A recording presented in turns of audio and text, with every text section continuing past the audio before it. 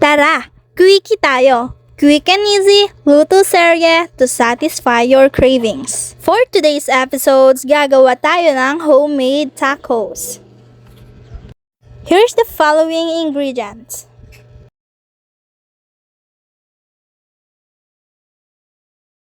Lutuin muna natin yung fillings for the tacos.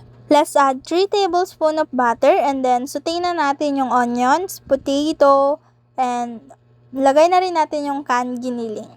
Once na lumambot na yung patatas, pwede na nating timplahan.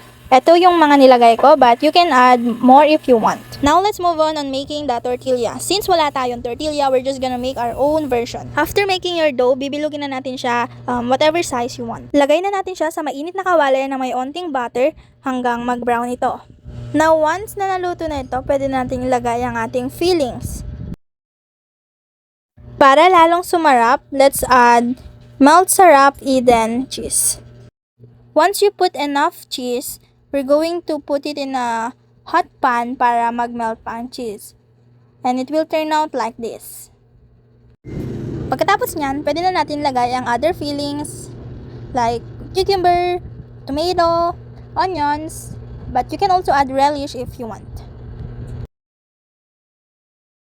Once it's done, ito na ang ating homemade tacos. Enjoy your tacos and please follow and like. See you next time!